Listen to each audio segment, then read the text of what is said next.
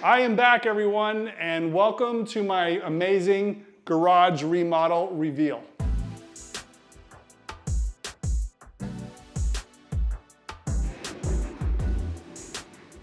This is my home. This is my two-car garage. It's basically 19 foot by 19 foot. There's a little bit of space in the back, which I'll show you guys more in a little bit.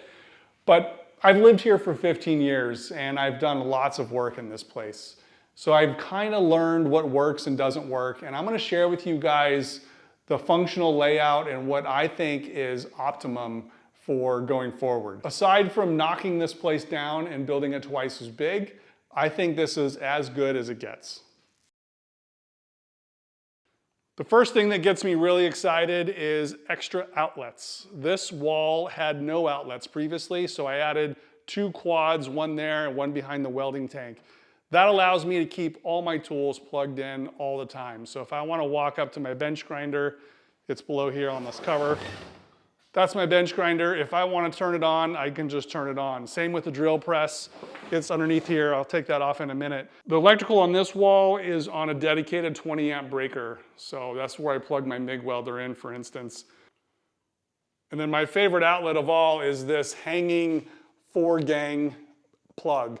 So often I typically will take my welding table here. It's on wheels. I'll typically roll it into the middle, and this is where the lighting is the best, the airflow is the best, and I do so much of my work right here in the middle. So to be able to attach power tools up above without the use of extension cords and things laying all over the floor makes a huge difference in how I work. I also moved all the electrical inboard, and I created this new ceiling. So these electrical plugs have been shifted over.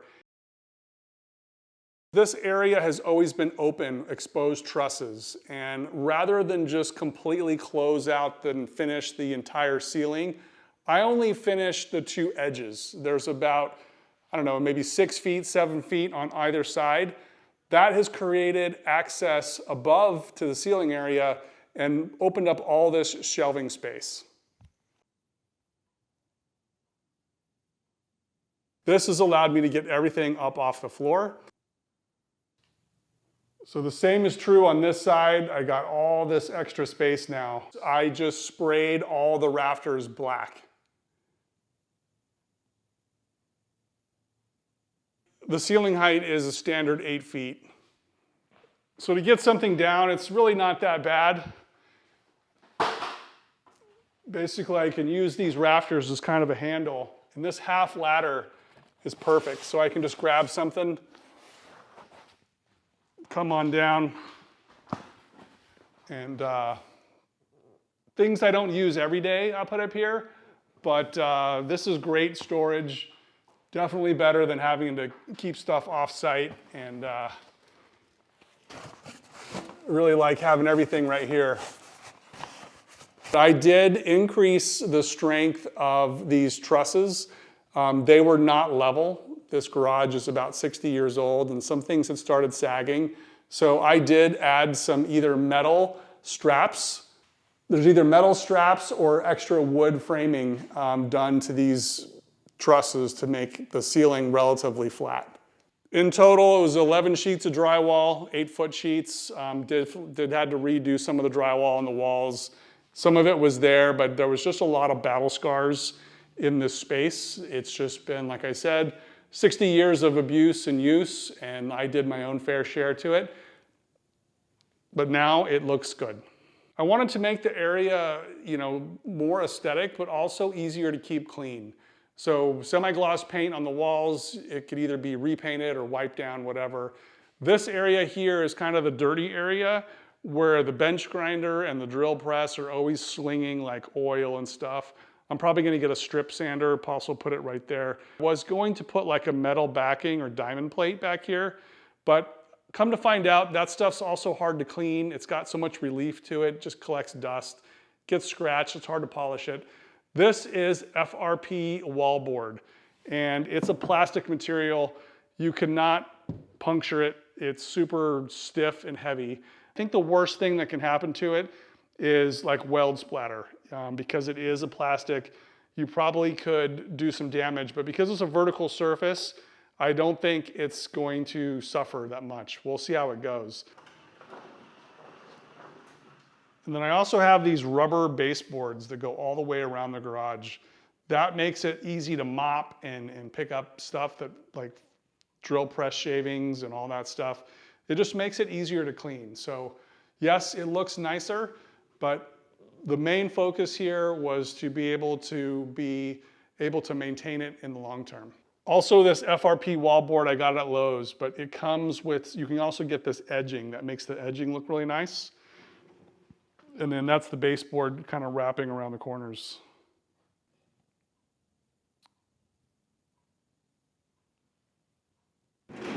So there is no way that I could do this before I fix the floors. This is a 60-year-old garage. The concrete is super old.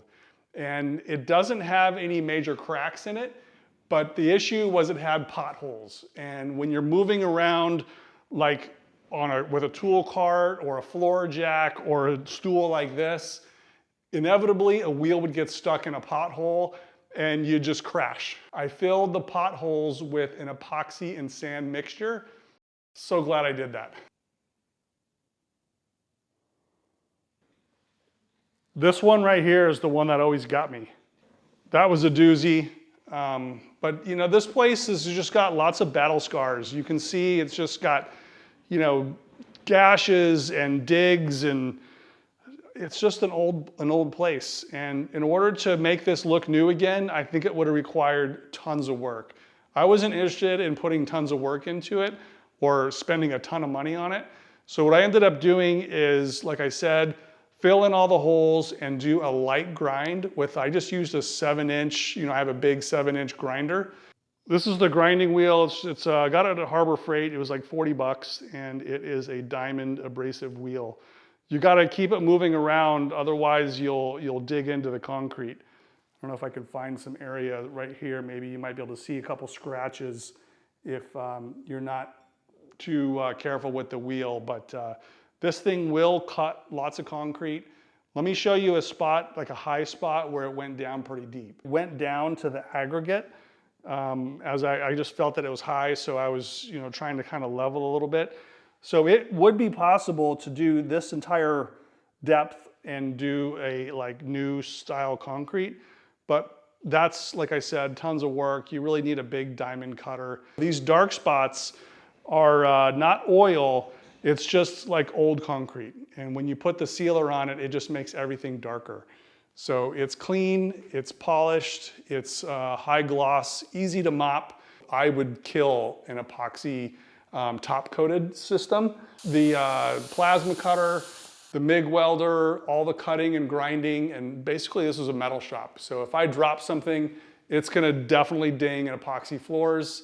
I have never seen a welding shop or a metal shop or a restoration shop, for that matter, that actually does heavy duty work. I've never seen an epoxy floor hold up. So rather than be nervous about trying to maintain a floor, I just want to have something that's maintainable by myself. So the coating I used is called Glaze and Seal. It's like a Home Depot, Lowe's product, and it's easy to reapply. So if I do scratch it, like I said, you have to actually scratch the concrete in order to scratch the coating because it's inside the concrete. But it's easy to touch it up, and it's easy to maintain it. Still have all the same sort of wiring and heavy duty magnetic starter. This has been a problematic air compressor, a couple of videos on this, but basically the motor is the eBay motor. It's been a couple years, it's still going strong. With the magnetic starter and the eBay motor, this compressor has been working great. So normally, if you have overhead cabinets, you typically have something underneath, like a work table. I do not, because I have tools here, but it's important that the tools are here so you're not standing here and bumping yourself, your head into the cabinets. That's another reason why I didn't want to put doors on them, because if you do have to grab something out of a cabinet and you're working on a tool, these doors are like right at my eye level. I didn't want to have swinging doors that I'm constantly hitting my head. So what I decided to do is make these just removable panels. And so basically you just lift this off. You can either put it on the one next to it, like so, or you can just put it on the floor, or you can just leave them off. I have this system where I can just kind of keep things covered. And this is masonite. It's very cheap. Originally, I was going to use the FRP plastic that is behind here to be on this surface too. But what I found is it's kind of heavy and it's not that rigid. Here's a piece of it. It's incredibly tough. It's got fiberglass in it. It's really shatter resistant. It's good stuff, but it's just a little floppy when it's not up on some drywall. So it's designed to be on drywall. It's not really designed to be free hanging like this is. The masonite is also not great, but it is a little bit stiffer and it's not too heavy. So I'm gonna try that. The better choice would probably be aluminum, like a 90 thousandths aluminum with the holes drilled in it, maybe white powder coat. That would be, I think, the ultimate. But it's just me. This is just a home garage. It's not like this is coming on and off every day. So we'll see how it fares. I think it's gonna do well. I know it's gonna get grubby with my handprints on there, but maybe what I could do is just put some grip tape on it. You know, I made it a little long so I get my fingers underneath there. And then once you grab it, like a little grip tape right here, and then it releases off it's just a lag bolt. And then I've taken all three off just so you can kind of see what's back here. But there's nothing but tools, like I said, on this side of the garage. Things I don't use as often, but these are all the specialty tools. I do use my bandsaw quite a bit, but that's the idea. These are the existing cabinets. I have an airless sprayer. I basically just painted them white and then added those lag bolts and basically a bunch of molding. So there's, you know, molding. This had a big gap here in the past, so did some molding. Probably could use a little bit more up there. That's my airline. But finished it off against the new ceiling, and around the corner, same thing. Just, you know, made it look a little nicer. And like I said, once the doors are on it, I'm pretty happy with it. And then same idea here, except for instead of lag bolts, they're basically just long bars. And then this is my press brake. This is a tool I don't use that often. So I don't think it warranted having itself on its own wheels. Basically, when I need to use this, I just drag it out. I put it on top of my welding table. And I'll show you guys in a minute, I do have a winching system to help me lift it up. It probably weighs like 150 pounds or so. It's 20 tons. And then my TIG welder and the plasma cutter. So it is nice to have this covered. One, because it's not a distraction during my videos.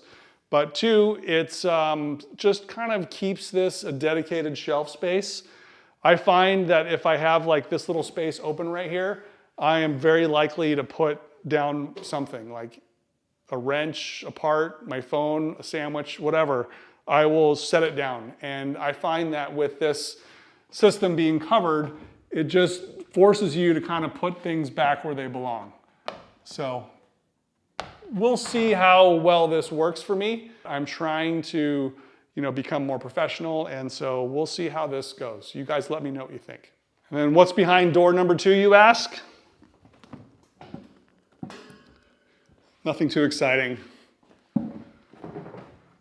Basically, tools. This is the arms for my MaxJax mid-rise lift. I can put a lift here, bolted to the floor. Nothing there changed, just like it was before. But these are things I commonly use down here. My 2 bench vices. This is a bead roller for sheet metal kind of stuff. This is the brake tooling that's used, it's stored on that side, but ultimately these 2 pieces would come onto the welding table.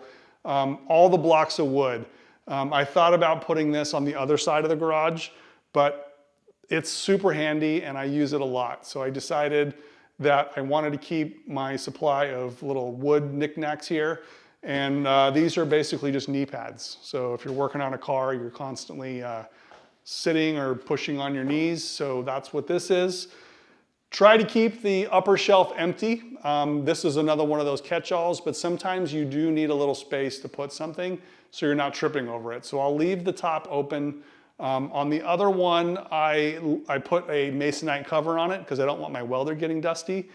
But on this one, I just left it open because there's really nothing in here. It's basically just wood and steel. So see, no more peeking.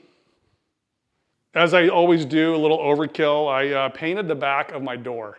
This is like a foam laminated with some kind of plastic, and it was such a pain to paint. I sprayed it, taped everything. The paint did not want to, it just used latex paint. It did not want to adhere to the actual polymer, whatever's over the foam. So I persevered, basically just had to go real light coats, just fog it on. But it looks much better. Like I said, it's a little bit cleaner. Still a little overspray, you know. Probably acetone, clean some of that off. But everything has been thoroughly cleaned. Like I said, every square inch painted or at least sealed. That goes for top to bottom, rafters to floor. So imagine the amount of work that was. And this is the beast that kind of started this whole renovation. I wanted a new toolbox. This one is great. It's pretty big. You know, I'm like 6 feet, so it's pretty tall. I have to get on my tippy toes to get in that drawer right there. But it's basically full, filled it up on the first day, but it is much better organized. I had made a video in the past, like with my sockets and stuff, how to keep your sockets organized. I can basically find any socket in just a few seconds. This rolling cart is great to have next to my car. This is basically all my common metric tools. So the 10, the 13, the 15, the 17, short and deep, all the metric wrenches, a couple, you know, screwdrivers and stuff. So I try to use the cart first. If I don't have what I need, then I pull from the big toolbox. But sometimes it's just nice to have something small where you can store stuff in it. Okay, so in addition to having electrical kind of off the floor, no more extension cords laying around, I also upgraded my hose to a retractable hose reel. This thing is amazing. This is a Vevor hose reel, and it's great. I've never had it hung up or anything. Basically, you can pull it till it clicks, it locks. You can basically do whatever you want to do. The hose is plenty long enough. And then to recoil it back, you just pull it, and then that's it. It's awesome. Really happy with that. No reason to have hoses laying on the floor. It also swivels, out of the way, so you don't hit your head on this part. You can just swivel it out of the way. And then I also have a regulator, which I can actually reach it. On top of there's kind of a big coil separator, and then I can just drain it from right there. So just put a cup on that. I rebuilt the coupling so there's no leaking anymore. Everything is very well done here. This is another airline. This one is unregulated. So this is a drop that I can just reach without hitting my head on it. See, it's like right there. Perfect height for me. Same with the electrical. It's a much bigger hose for high flow fittings. So this goes right to the tank. And so if I'm struggling with my impact wrench and I want just unregulated pressure, this gives me access to what's ever in the tank, and I can just connect the traditional hose onto this coupler and get what I need off, and then kind of go back to the other orange hose. There's a lot of strain relief on these pendant things, so it looks like it's illegal, but I researched it. These are definitely allowed if you have the correct box and you have the correct strain relief, which is basically like these little Chinese handcuff things. Works great.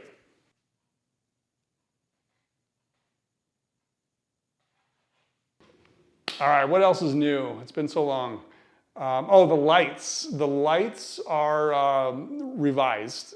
Some of them are existing, like these over here. Those are the existing ones, just relocated. But I got some new low-profile lights from Barina.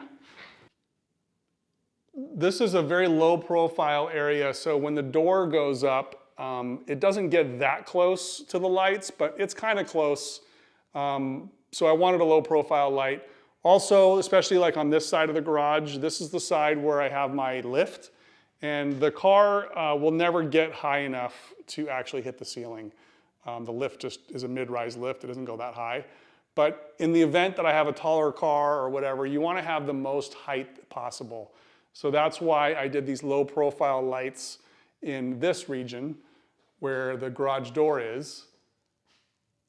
See, they're only about 1.5 inches tall. And then this is a more industrial light that I had in the past. And this is a pretty high quality LED as well. So I have one there right over the toolbox and right over where I commonly work. And then it repeats on the left side. So over all the years of working in this space, I know that I like the light to be closer to the toolbox side. So if I'm welding, which I do a lot of MIG welding here, I'll traditionally set up my table kind of in this area with no lights behind me. And I have the option of unplugging these low profile strip lights. So I don't like the light filling the back of my helmet because it reflects in the helmet. And I don't like wearing a bunch of shielding and stuff because it just gets hot. So I position my work table and my lighting so it works best for me. And then I also have these receptacles where I can screw in another LED kind of light chandelier thing that spreads even more if I need to. But I think it's plenty bright in here, especially with the white walls now. I don't think it needs to be any brighter, to be honest. Your garage doesn't have crown molding?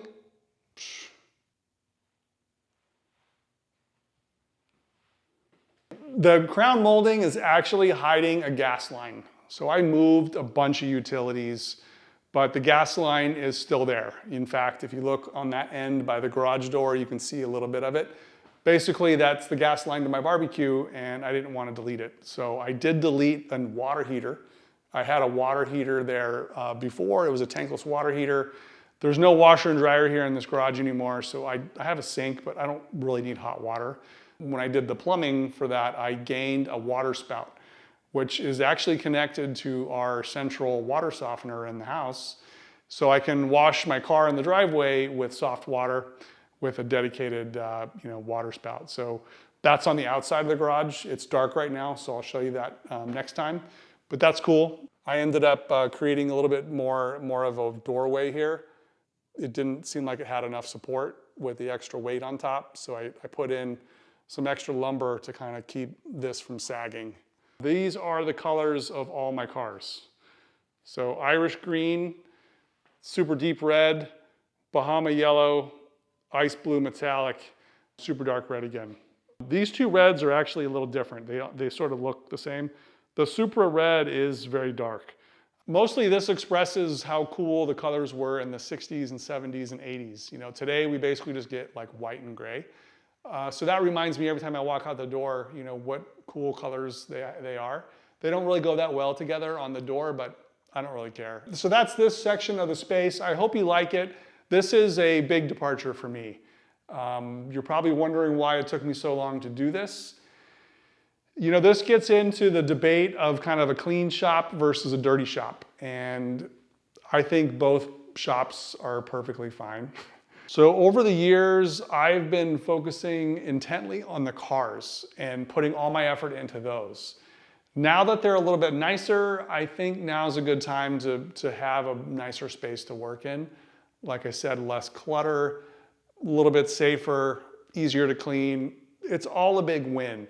But you know, the clean shop versus dirty shop is a debate that probably will never get solved, but don't underestimate, you know, the dirty shops. I hope that you see the work that's been done in this place, and it is possible to do professional level stuff in kind of a small 2-car garage. So it really kind of depends on the person, and it also depends on the brain. So personally, I am able to focus in lots of chaos around me.